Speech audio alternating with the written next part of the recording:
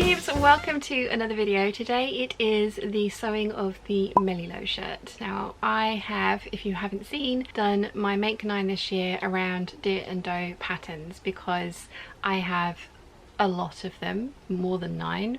It was not that difficult to pick 9 of my favourites, but I have and probably will sew more of their patterns this year as well as the Make 9. I'm completely convinced that I'm going to complete my Make 9 this year. So the Mélilot shirt is one of them, and I have traced it out and cut it out already out of a fabric. 2 secs. That I've just thrown on the floor. Nothing like being prepared. I've cut it out of this viscose linen that I had 5 meters of, and this is going to be my wearable muslin. I love this print. I really love this print, and the reason that I have used it for a wearable muslin is because I've also cut out a sew over Eve dress, so I know I'm going to end up with something I love out of this print if this one doesn't work out. But my mum has also made this shirt and I have tried on her version and I do like it. So with the tweaks that I've made to make it work for me, because mum and I obviously are different heights and have different torso lengths and things like that, so I've added length to the torso of this one, and I have also gone for an oversized fit, which I think the Mélilot shirt is meant to have anyway. Let's see. Yes, well, I don't know actually. Well, so reading this, the measurements are for the bust 37 3/4 inches, mine's 38, so I'm going to go with that one, and the finish measurement is 41, so that's 3 inches of wearing ease. The size 40 is for a 28-inch waist, and that has a finished garment measurement of 35 3/4 inches, so that's a lot of wearing ease, nearly 6 inches. The 1/4 inches and the 3/4 inches are doing my little brain is fried at the moment, so that's not going to happen. And then for the hips, technically I should have gone for a 46.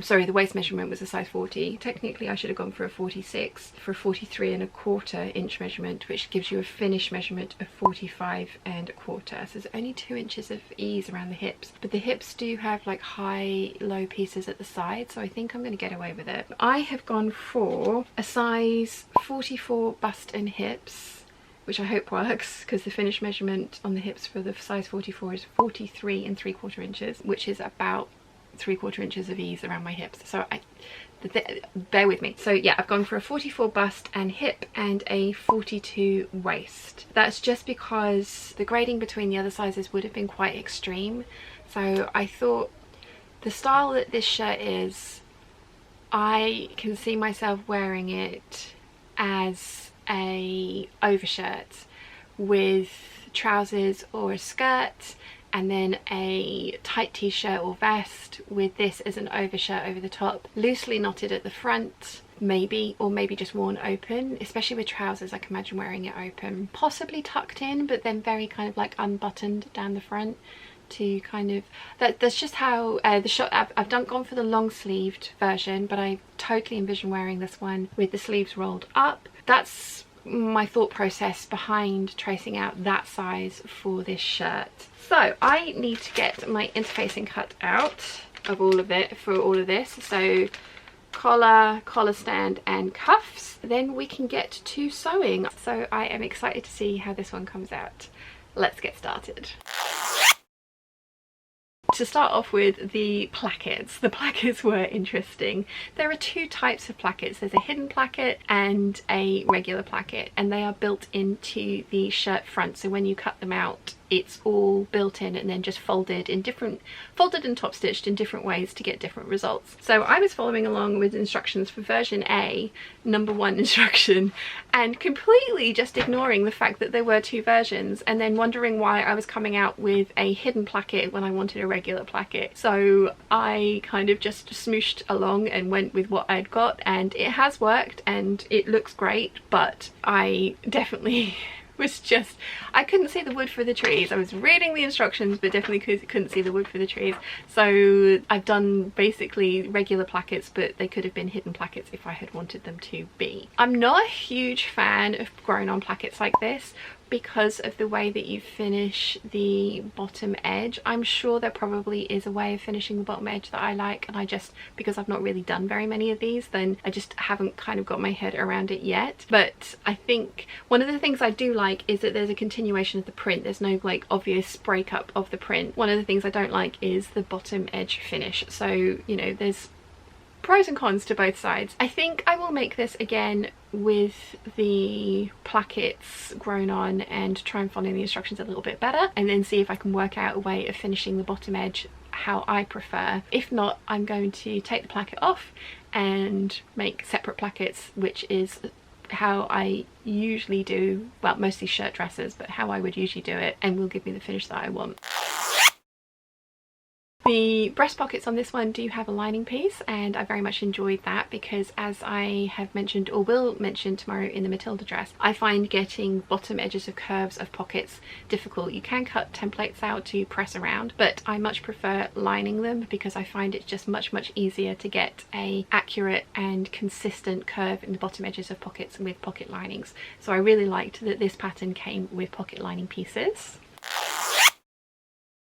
I did think the finishing techniques that they asked for were a little strange. I get why they wanted you to finish the bottom edge of the front and the backs separately, because there is a very dramatic curve at the side seams, but I don't like the finish that you get once you've then seamed the side seams together. So I ignored them and I did a narrow rolled hem, a very narrow rolled hem on the bottom edge of my shirt, which I very much like. Somebody else mentioned that because there is such a dramatic curve that they use bias binding, which is another brilliant option and would look really nice. Again, going around those curves, you might want to go for a slightly narrower bias bindings. I usually cut 2-inch strips. I might for this one cut 1.5-inch strips, and I did have enough fabric left to cut some bias binding, but I decided against it because there wouldn't have been. I've also got a sew over Eve dress in this fabric back here, and I was thinking about that one rather than this one. But bias binding that curved edge is definitely an option if you are struggling to get your curve to sit nicely at the corners. But a narrow rolled hem,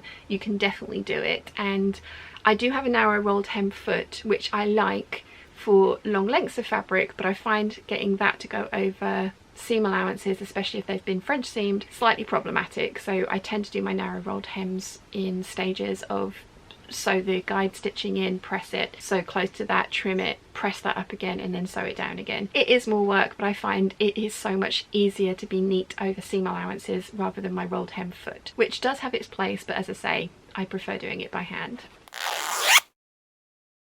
I love that this pattern asks you to use French seams. I think that's brilliant. And they also provide an English booklet and a French booklet, and I've heard that in French seams de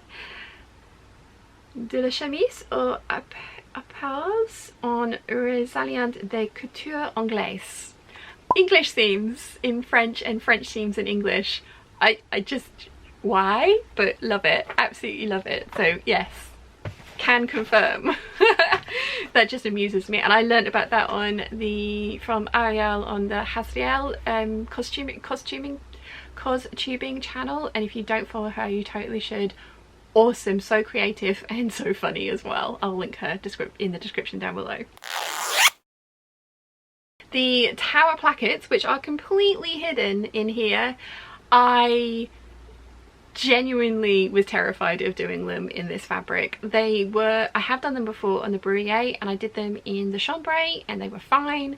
I made the Bruyere shirt again earlier this year in a viscose challis, and oh my goodness, I switched over to a continuous lap, which I do have a tutorial for up here, very quickly, because pressing that viscose challis, I think if I'd have spray starched it and made it stiffer and made it behave itself, it wouldn't have been too bad, but oh my goodness, it was not fun. This is a viscose linen blend, I believe. I got it from the textile centre quite a few years ago, so I'm really sorry it's not available anymore. Mum loves it and wants some, but I have none left, so sorry mum, I found that the tower plackets in this were not actually as horrendous as I was thinking they were going to be. One of the things that I did was the pattern piece here, you are meant to draw on the box that you sew around before you cut into the tower placket. What I did was measure from the pattern piece and then transfer those measurements over to the actual fabric, rather than trying to, my usual method of marking placement of things is to put pins through significant corner points, for example, and make marks on it with my friction pen and then clip into the bottom ends. That would have been really awkward and fiddly to do with the tower plackets, so I instead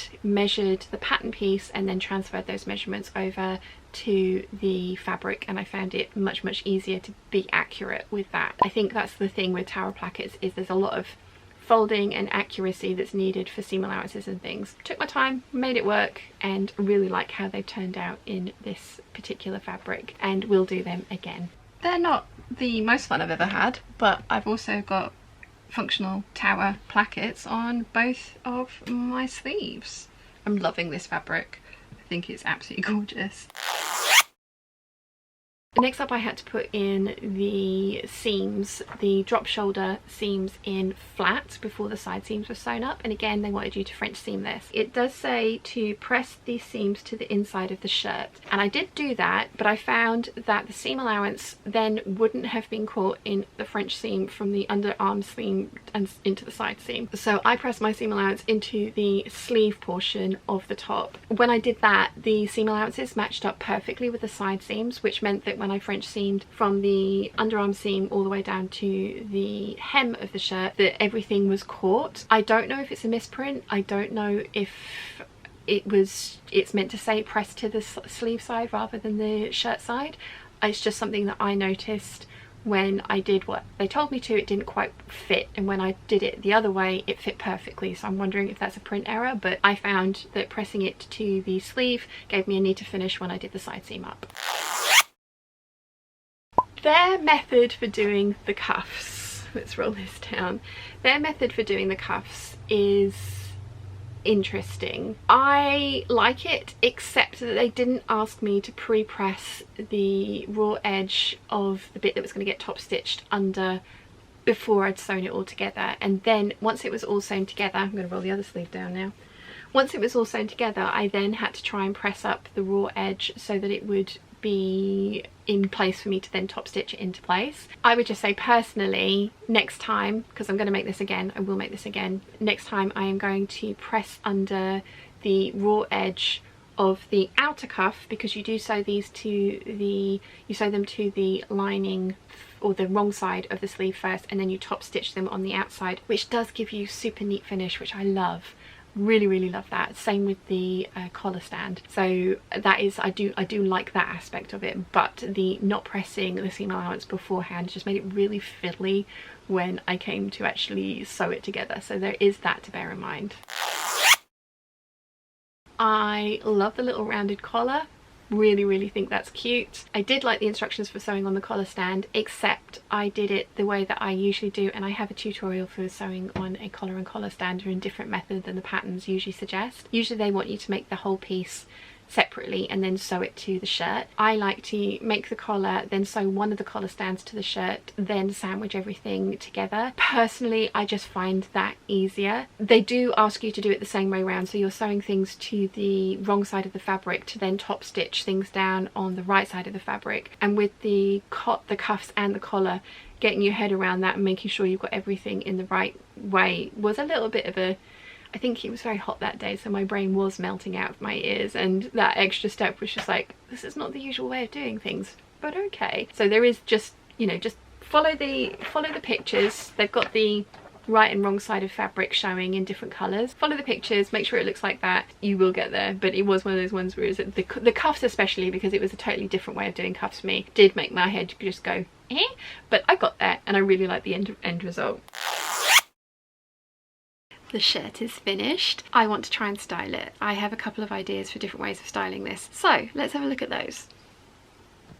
I think these clips prove that I am definitely not a stylist, but this is the sort of thing that I had imagined in my head when I was making this shirt. So very basically just worn over a vest and jeans, or buttoned up over a pair of jeans, perhaps leggings, although I don't own any leggings. Then I was thinking a French tuck, clearly not overly sure about the French tuck, so tucking in both parts of the front to see how that looks. I don't mind it, but I don't think it's my favourite way of styling this. As you guys know, I very much enjoy a tie front shirt, so this is long enough, and if you tuck up the back section you can definitely tie the front and either have it buttoned up or unbuttoned. Next up, I'm trying a really wide tan leather belt that I have owned for years and really do enjoy wearing over long shirts like this. I think it might need a little bit more finessing, a little bit more pulling up of it at the top. I like it, I think, better slightly unbuttoned rather than buttoned all the way up, but it's, you know, an experiment. I was trying some different things. I do like how the waistcoat looks over the shirt. I'm not sure about having the bottom untucked with the blue jeans on. Again, I think dark leggings and knee-high boots might have looked better. I do very much like the waistcoat with the green skirt though. I think that's a really, really nice look, and it's definitely making me want to make that skirt in that wool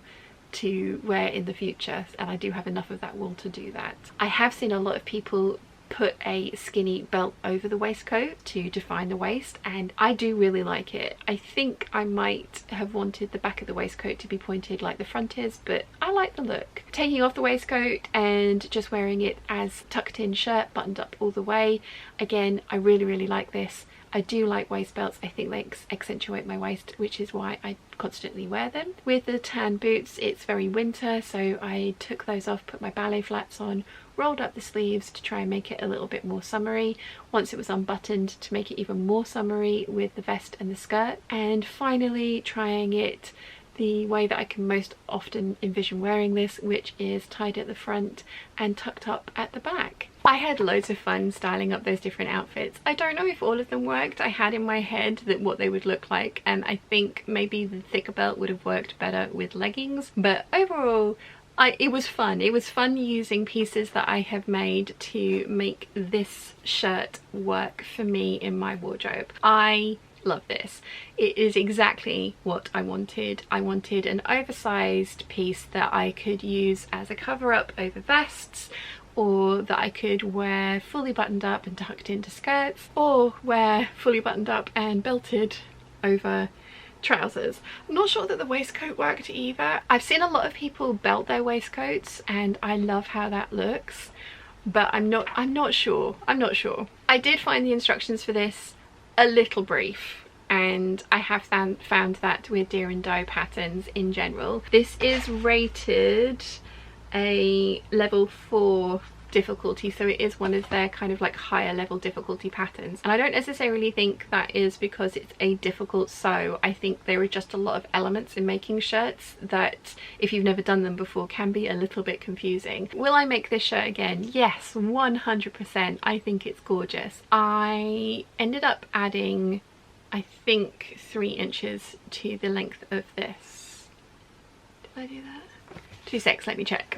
Yes. It's definitely not a complaint, but I have noticed that deer and doe patterns are drafted for very different torso lengths, and I don't know if that is because the waistline is a style choice on these different patterns, but I like my waist to hit on my waist, so I had to add 3 inches of length to the torso of this pattern to get it to do that. I was a little bit worried that I would unbalance the pattern and make it look a bit odd, like a bit top heavy. That happened with my Kelly anorak, which I do want to make another one of, and I'm going to, because I lengthened the torso, I'm going to lengthen the bottom part of that one to balance that out a little bit more. I don't think that's happened with this one. I really like the length of this one. I think it curves in at the waist at the right place. There is a little bit of shaping at the waist. As I say, I've gone for a size larger than the pattern recommended for me, but I really think that that has worked because of the style that I was going for with this shirt. I can see myself making this shirt again out of more prints because it's really, really lovely in a print, but I can also see myself making perhaps a white version of this. Not sure that I would like it in a stiffer fabric.